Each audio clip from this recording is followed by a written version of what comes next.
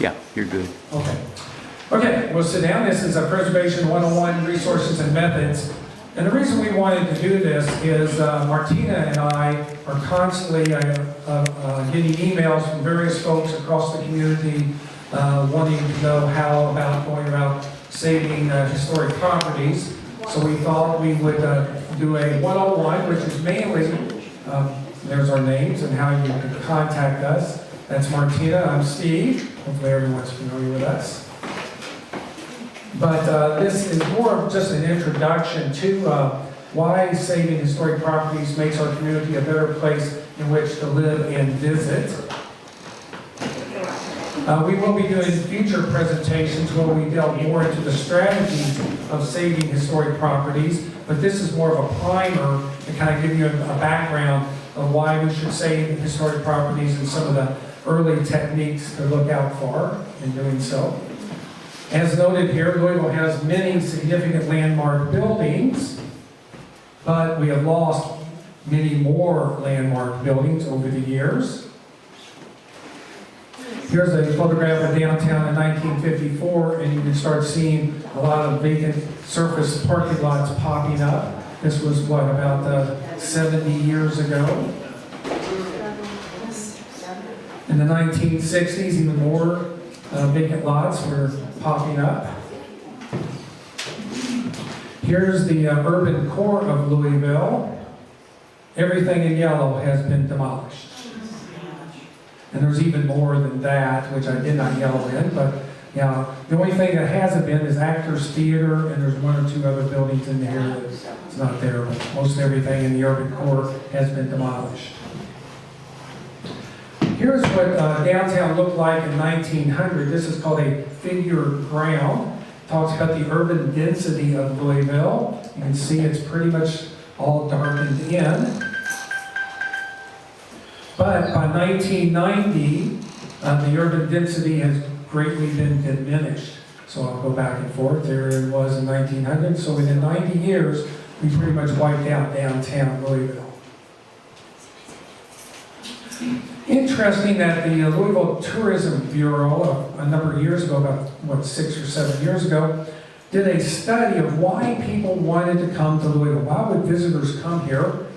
And 3 of the top 5 reasons involve historic properties. Our fine dining, all of our beautiful restaurants are pretty much in historic buildings. Think of Vincenzo's, think of Bardstown Road, think of Frankfort Avenue. Historic sites. We got some beautiful historic homes here, Conrad Caldwell House, Locust Grove, Farmington, and then our museums. Most of our museums, even though some people think of the Speed as a new museum, the original building built in 1929 is a historic structure. The Frazier, Louisville Slugger Museum, a lot of our museums are in historic buildings. So 3 of the top 5 reasons why visitors love to come here involve historic properties. And just this year, the Louisville Visitor Center put out this great booklet highlighting all the great things in Louisville, and it features primarily all historic properties. It does have the Alley Center up there, that's the only new building there, but we thought this was fabulous that they were highlighting all of our historic properties for why visitors come to Louisville. So now then, why are the reasons? Why do we want to save historic properties? Number 1, existing building is the greenest building there is. From a sustainability point of view, these buildings can be reused and we don't have to bring in all new materials, and they're very energy efficient for the most part. They're very well built. So we think that existing buildings are the greenest buildings there are. The public infrastructure already exists. The utilities, the electrical services, the sanitary lines, they're all here already. Renovation is more labor intensive and thus it uses more local labor and keeps the money here in the community. We don't outsource the money. New construction is more material intensive and therefore money is transferred outside the community, so we want to keep the money here from a local tax base. We don't add to the landfill. Of course, the density of use, which I've already referenced earlier. Renovation saves open land, again, keeping people living towards the urban core is better. And then renovation reduces demand for urban sprawl. So what triggers a demolition or a preservation effort? There are two primary reasons. One is when someone decides to demo a historic property, they'll put up a notice of intent to demolish, or when a proposed development proposes to remove a historic property. And when a proposed development like what we see here for the Urban Government Center proposes to demo the old Highlands Baptist Hospital, that triggers the demolition notice in the preservation effort. So these are the two primary reasons why preservationists then need to get into action. We have 30 calendar days to respond. And what that means is when that notice of intent to demolish goes up on a building, or a developer gets an approval by a city commission to implement a development that will remove a historic property, the clock starts ticking. We have 30 days, calendar days, to say, do we want to save it or not? And then that starts some action going forward. We reference here the Historic Landmarks website that is on louisvillekentucky.gov. You go to that and they have various resources here that you can look at to figure out how to go about saving a building. They have various links here at the very bottom that talk about what it will take to preserve a building. And I'll let Martina talk from this point out. You want to talk about the preservation districts and going forward from there? Yes, I'm Martina Cudahy, President of Neighborhood and Planning and Preservation. Some of you may remember my predecessor, Jim Sechrist, who with a group of people from all over the metro area formed MPP, is what we're called, back in 2003 in an effort to get neighborhoods to support one another in areas such as planning and zoning issues, but also preservation. And about 2003 was when, and Mr. O'Leary is here and he can correct me if I'm correct, Clifton was the last neighborhood that became a historic preservation district. And before then, you see the others that are listed here. Also in 2003, MPP assisted the Russell neighborhood, which approached us regarding becoming a preservation district at that time. And they ran into some barriers. We won't go into that now. So it's quite telling that between 2003 and 2023, that's 20 years. I'm just like, that's 20 years since we have declared another historic preservation district. And from our point of view, that is shameful. That is shameful. I'm happy to report there is a neighborhood in the West End now that is currently considering taking that course, so we'll see how that goes. But the preservation districts differ in that, and this is one of the myths I would like to set aside today, that all preservation districts operate the same and that the public has no say into what the guidelines are going to be to protect that district. Clifton, as I recall, has the most liberal, the most practical guidelines, but this is something that the neighborhood put together. It was not something that was mandated by the neighborhood. So when I talk to neighborhoods about becoming a preservation district, I have to allay the myth that someone's going to come in and say this is the way it is without any input from the community. So currently that's who we have, those are the districts that we have. And basically when you have a preservation district, should a notice of demo go up in that district, it automatically alerts the community leaders to take action on that, correct? Well, that is correct, but also anytime any historic structure is endangered of coming down, the notice goes out, and that's just by virtue of its age. And I do want to go back to what triggers a landmarks. Yeah, So to the public, it seems that we just wait until we see this and then we run to be obstructionists. But the fact is, over the years, many of these buildings that become so controversial, MPP or people in the community have already said, we got to do something, we got to do something, we got to do something. The theater, the water company buildings, so many of these buildings, Baptist Hospital, it was long before we actually filed to landmark the buildings that we in the preservation community started talking about it. The challenge is getting people motivated enough to put together the petition, to actually do the work. And it's when this sort of thing happens, everyone suddenly wakes up and says, oh, okay, we're going to do it. We're going to do it now. Remember, MPP, we make no money. We do not go after grants. We do not charge dues. We're not a money organization. So that also means we don't have a secretary. We don't have a staff that's handling this. But once this goes up, people in the community will come out and say, aren't you going to do something? And that's when we do it. Agreed. Okay, so preservation districts. But what we normally get involved in what's called individual landmarks. And this is from the landmarks ordinance talking about what type of building that can be saved, what sort of historic property. Do you want to go into those items, Martina? Hard to read upside down. Well, you can stand up if you want.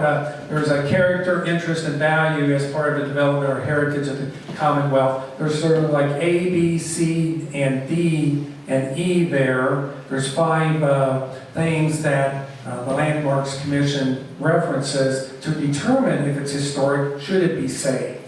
We don't save every old building that's out there. In fact, the myth is that we as preservationists are trying to save every old building out there, when in fact, we usually just have 1, maybe 2 preservation efforts a year, I want to say. And there's hundreds of buildings demoed on a yearly basis, but we as preservationists usually try to save maybe 1 a year at most. Well, some preservationists do that. Other preservationists are very sensitive to what the community wants. And so MPP, on a daily basis, is hearing from communities, individuals who are concerned about structures in their neighborhood. For whatever the reason, maybe they went to school there, maybe they lived in the neighborhood. Unfortunately, once again, from the community's point of view, there's difficulty to get things rolling to protect. Usually the properties are owned now by folks out of state or folks that just don't want to, they want to put it in a parking lot. And unfortunately, the public does not have the power to a point, because all of this changed back, what year was it, Steve? 2012. 2012. And at that time, there was a great deal of controversy over the changes that were taken. And now we're living with the reality of those changes, and there's been a lot of questionable things that have happened. So MPP is in the process of reviewing all this, getting the community involved with discussions about this, but currently these are the criteria by which an application is deemed valid or not. And I believe you have to, Steve Porter, three of these criteria is what has to be? At least. At least 3. It used to be only 1. Yeah. It used to be only 1 in this historic city of Louisville, Kentucky. In our view, that was appropriate. But back in the day, it was changed, and the ante was pushed up a bit. Okay. Anything else you want to say about that? No, that's fine. Well, let's talk about the petition, which usually starts after the demolition notice goes up. Yes, it's true. We're dreaming about it beforehand, but once we come together and come up with a petition. So this is one example that was used. And the criteria is, and this was something that also changed back in the day, you have to get 101 from the district where the structure sits, or the metro, or within a mile of the structure. So 101 within the Metro Council district, and then, or within a mile. And 200, at least 200 and then overall. 200 altogether. But So 101 within a mile radius. But once again, back in the day, those signatures could have come from anywhere in the county, is that correct? Okay. Right to Batesville, believe. That's a huge problem that needs to be changed. That is a huge The problem. historic structure is not just important to a neighborhood, it's important to the entire county. Yes, absolutely. But that was a modification that made it a little bit more difficult. Now, more recently, we ran into a problem regarding the districts over the Baptist Hospital property. So this was like MPP's third time trying to landmark that property. And between the last time and this time, the hospital was put in an entirely different district. So that meant we couldn't go out to the folks that had signed before because the parameters had changed. So those are the kind of complications that makes life fun. Yes. One of the things MPP is looking at here is what is appropriate to ask on the petition. So a couple of weeks ago, I was looking through the petitions that we've done over the years, from Whiskey Row to, I mean, there's been a bunch. And over time, I've noticed that different things have been added to the petition. So it used to be, we did not ask for phone number. It was not required. So over time, there's been some liberties taken with various aspects of the property that now, 20 years later, after we've been doing this for a while under the new laws, it's time to go back and review that and see. Now, one of the consequences of adding the phone number, we work with neighborhoods in a lot of different, so preservation, land use, whatever. There was a neighborhood in the west end of Louisville that was protesting the closure of a street. So they did a petition. This isn't a preservation-related thing, but it shows you how this can be damaging. They did a petition, and then the opponent, had the right to see the petition. And they used the petition and the phone numbers to contact people to say, hey, we'll give you a little plant a tree, we'll do this, we'll do that. And a similar thing has happened with the Baptist Hospital petition. So we're looking at this again, and we're going to be asking questions about when did that happen and what can we do about And we have that. started, me and Martina met with a council person here recently to start that process. Yeah, yeah. More information here, just talking about the petition. This is just more from the ordinance. Just talking about when you submit a petition, there's certain backup information that you have to provide for it, which is pretty boilerplate related. Nothing outrageous, but just additional information. Nothing outrageous, but again, a major change, because back in the old days, you got the neighborhood said, we want to, landmark this, and a lot of the work now that the community has to do used to be done by staff.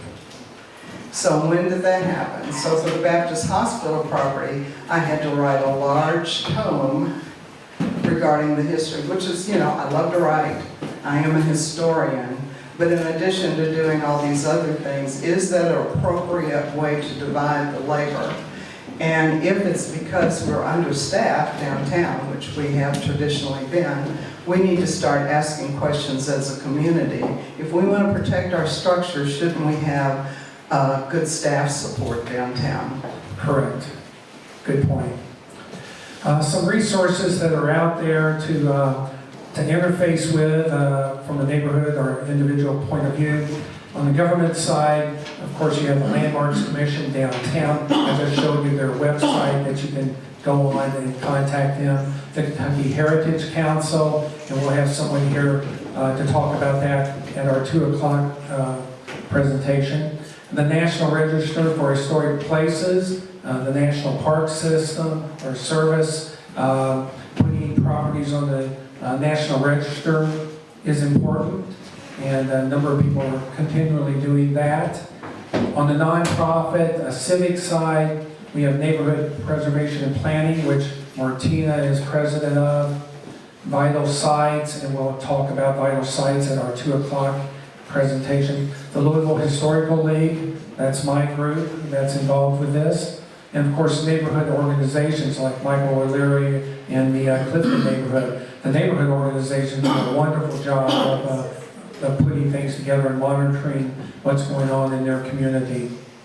Anything on that? I would actually start with the neighborhood organizations, and usually what happens with MPP is that someone from the neighborhood will say, aren't you going to do something about this? And we go directly to the Michael O'Learys to fill us in on the rest of the story. They're a remarkable resource, and I would like to see more, neighborhood organizations get actively involved. Correct. Additional considerations, the cost of landmarking and Metro Council review. You don't want to say anything about Metro Council, do you, Martina? I'm going to be nice. Be diplomatic about this. I'm going to be nice, and I had to say apologies to Steve because I've gone a little outside. I've colored a little outside the lines today. But that was something that was put into place years ago. And what we now know, after doing it for 20 years, is that we have people overturning a designation that they do not understand. They do not understand why we landmark things. They do not understand the value of landmarking and protecting the city. Their ears are more open to developers. In my realm, we call it developer supremacy, sorry. They're more sensitive to what the developer needs to change the face of our city. And in the process, in our view, we are over-hoteled. We are in crisis in terms of affordable housing. Some of those humbler abodes, we have density, folks. We have density, but it's been neglected and allowed to decline by demolition, by neglect. So part of it's on us as a preservation community to make that case, make those arguments to the people that now feel empowered to make decisions that they're not really qualified to do. They're not really qualified to do. So that needs to be changed. And some of us knew it from the get-go. Now we have 20 years of proof to demonstrate why we said what we said then. Do we want to talk about cost of landmarking? Well, I know that within the ordinance itself, it doesn't exactly talk about the cost of landmarking. However, when you do submit a petition, they request, $200 to $500 on that. And so we're still looking at that, and that's one of the things we're going to try and correct or fine-tune in the ordinance update.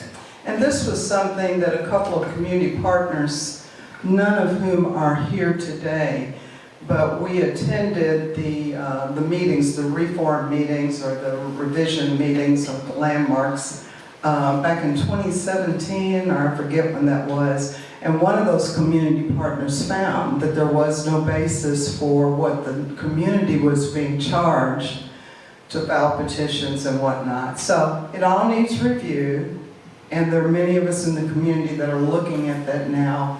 20 years later, we can, in an informed manner, make informed suggestions as to how the policies need to change. And the league is a partner with NPP. The league, fortunately, financially, we can pay that, but yet what I don't like is when Metro Council goes and overturns the landmarking, they should give our money back. Okay, because that's a lot of work and effort that we've done. That is. And they take our money and then they move on. And so we want to, that's another thing we want to correct in this process. Well, thank you for clarifying that we're NP is poorest church mouse, so we never pay for anything. So it would be nice to. Yeah. So here are some reasons why we should save. Here's way before our time, but the post office there at 4th and Chestnut, and it was demolished back in 1944. 43. It was finished in 44, Gary. It started in 43, but it's finished in May of 44. Don't argue with Gary. This is what replaced it. Back in the 1940s, They were saying they wanted to demolish our fabulous courthouse and replace it with that. The old Columbia building there at 4th and Main. Demolished it. The old Board of Trade. It still exists in the city towing lot. If you get your car impounded in a vehicle there off Frankfurt Avenue, you can go see the Board of Trade. Pile of stones. Where was that? It was at, the Board of Trade was at 3rd and Main. 3rd and Main, northwest corner of 3rd and Main. This magnificent building, this was at 4th and Market, the northwest corner. There you can see the Columbia building in the background there of this. They replaced it with this. Again, from my vantage point is as an architect, I say replace a landmark with a landmark. I'm not opposed to tearing a landmark down. We've torn down a lot of landmarks. But let's at least replace them with a quality structure equal to or better than what they're tearing down. This, to me, they devalued Louisville when they built a building of this character. Let's don't decrease the value of the city, let's increase the value. Of course, the beautiful Rialto Theater was demoed for a surface parking lot. A lot of good times there. Here's an interesting photograph. This was taken in 1926. This is looking south on Market and 9th Street. 9th Street is right over here. This is Market Street at the base. Looking south, you can see the L&N building there in the distance. Wait till you see how this looks today. Wow. Yeah, devalued our city by doing this. By the way, St. Mary's Catholic Church there was a spectacular church building. The Marriott Hotel wanted to demo the Coleman building that you see here, and we horrible preservationists, Brandon Clayco, I want to give Brandon a shout out here. We miss him very dearly. He passed away in 2017, but Brandon stood out here on the corner by himself trying to save this building. And after we saved it, the Marriott put this on their website. They featured the Coleman building. They wanted to tear it down, but then they put it on their website as their signature photograph. Of course, Omni has torn down a lot of things as well. They tore down these buildings, as you see here, the old water company headquarters and other buildings. And of course, now they want to tear down Liberty Hall, this very nice ornate building. It's also known as the Oddfellows building, down there 2nd and Muhammad Ali. And we recently won a legal challenge on this, and we're hoping we can save the Liberty Hall. But other lesser known buildings are routinely demolished, especially a lot of the commercial structures in West Louisville get demolished on a regular basis. I'm not sure if this streetscape still exists or not. This is on West Market, I believe. This is an interesting building. I drive by this. Michael O'Leary is very familiar with this building. It's in the Clifton neighborhood, but it sat like this for many years and just recently was restored. So we can save buildings. You know, I always hear developers, oh, you can't save that building. It's not financially feasible to do so. Well, these folks felt it was worthwhile to do. We have a lot of nice structures in inner cities, like this nice little stone building. This was a shotgun house. It's all boarded up, very deteriorated, and someone came along and restored it. Very nice. That's in Shelby Park neighborhood. These buildings, I think, are in the Russell neighborhood, could be in Portland, but these shotguns are getting ready, if they're not already restored, but they're in the process of being restored into this. So yeah, there's great examples out there of these buildings not to demo them, but to restore them. We have great examples of these. And there have been some successes. We don't want to be totally negative here. We have had, like the old carriage house there at the Presbyterian Seminary, the balloon school, Old Mill. a lot of nice mansions in the Louisville area. The old St. Paul's there at the Broadway and Brook. And Shelby Park, where they wanted to build a school at that location, take out an Olmsted Park. And we horrible preservationists were the only ones to have stopped them from doing it. And this building, they wanted to demolish the old Colonial Gardens and put a drugstore there. Thank goodness we were able to save it, and look what happened. And this is just phenomenal what we've been able to do. We want to thank the developer, Jeff Underhill, that did this project. And of course, perhaps the most notorious instance of demolition was the 100 block of West Main, where Mayor Fisher, we're going to call him out, Mayor Fisher wanted to demolish this entire block. We, as preservationists, were the only ones to stand up and say no. And that's what's there today, known as Whiskey Row. And unfortunately, when Mayor Fisher had the big announcement of saving it and ribbon cutting, guess who was not invited to be there? Yeah. And this is why we say preservation is economic development. It makes our community a better place in which to live and visit. What I liked, we have the NCAA basketball thing going on here in this town.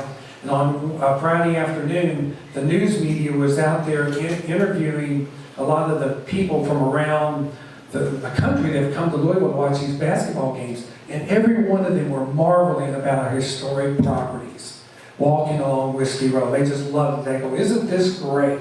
And so again, our Visitors Bureau puts this on the cover. And so we just got to be more proactive and advocacy on our historic properties. Martina, I'll give you the last word on this. You know what, Steve, and we talked about this yesterday, even Whiskey Row would not have been possible if it was not for a group called the Preservation Alliance back in the day that started the ball rolling a little further west. Main Street today is a jewel to behold, and it's because of what started then. I know we have at least one member here, Barbara Stevens, from the Preservation Alliance back in the day. And I just want, also you? Okay, so two folks. Preservationists did it. It is up to us now. We have to do it.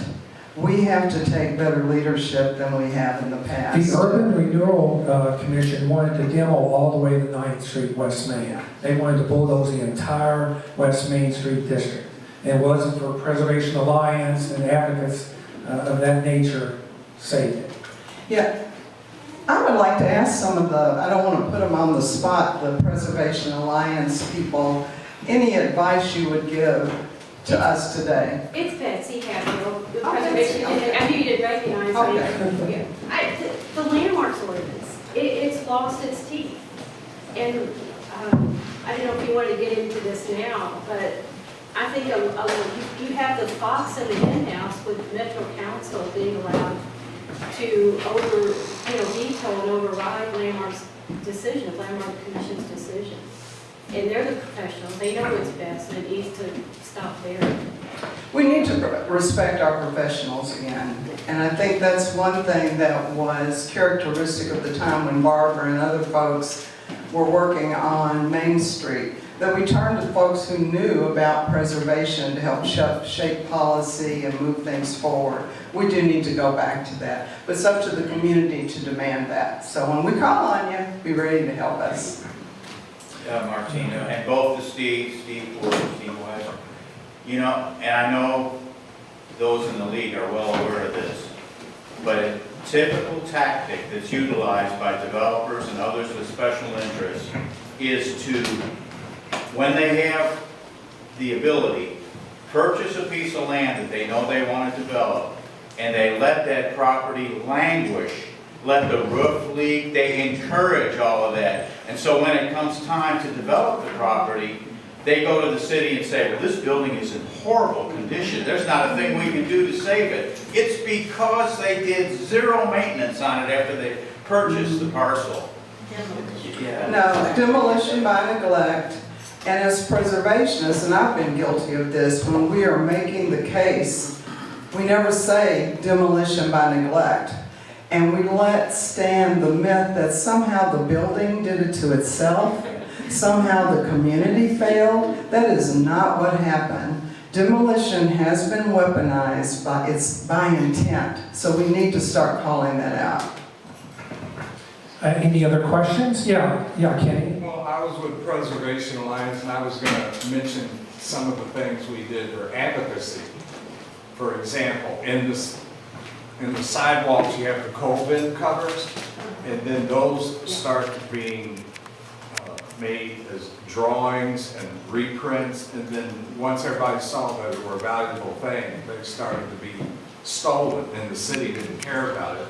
So then we had to convince the city to reset them in concrete because they were stealing them all over the place for commercial purposes. And then the other thing I remember clearly is Steve, maybe you remember his name, the guy that did all the architectural line drawings all up and down West Main Street. He put them on posters in the Preservation Alliance. I can't think of his name. And it was Neil Horseman, wasn't it?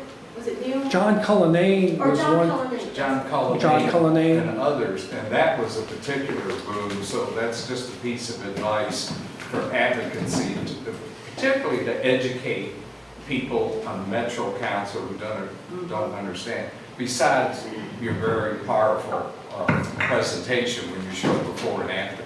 Didn't Preservation Alliance, did y'all have anything to do with Dickens? Yes, On every, Main Street? yes, every year. It was the annual event right after Light Up Louisville. We had the first one. That's right. And so that was a way to generate interest in that And community. there's one person, she's been gone a good long time, but she was Mrs. Preservation Alliance, and that's Martha Cole. Cole, yeah. Yes. She sure was. She sure was. I've been begging people to write that history. That history needs to be recorded, how Preservation Alliance came to be, the power of Preservation Alliance. One thing I have at home that I thought was so cool, that I believe you all did, were magnets. There was a button that said Preservation Alliance, and then on the back was a magnet, and you could go up and down Main Street and, you know, see that those were iron faced. Yeah. We still have them, they're here. I donated them. What'd you do with them? Well, anyways, any other questions? We got the 2 o'clock presentation that we have to start here shortly, so we'll take a look. Yeah, Michael, do you have a question, or? Well, I just wanted to say, this is a wonderful presentation, but I would highly encourage you to do this for the 26 members of the city council, but more importantly, the legislative assistants, because the legislative assistants are the ones answering the call and catching help. But I think with our legislative council people, they need to, even if they disagree with us, if they have a basic concepts that they can wrap their head around, because they're listening to their constituents, saying, well, hell yeah, I need that parking lot because we need more parking for Frankfurt Avenue. And if the council person can have a better grasp of the importance and the economic engine that is created by preservation, but more importantly is their legislative assistance. And because sometimes they come in with all the best intentions and they don't have a clue. So, and also the legislative assistant are the ones that will do the reaching out, and if they know who to contact with a constituent that has an issue, and like in my neighborhood, they reach out, the legislative assistant will say, well, talk to that sorry subject down Michael Leary, and then we'll talk. But I think that is the important thing, is a heavy push on educating the city council, even those who disagree with us. Well, Mike's been calling for this for a long time, when we worked on the Holy Name property out, yeah. And, you know, as Steve mentioned, we've already started making baby steps, but I think it's time to start planning a community meeting or something to educate them. Okay. Well, thank you all very much, and we'll get ready here for our 2 o'clock meeting here in just a Steve, second. that lady right there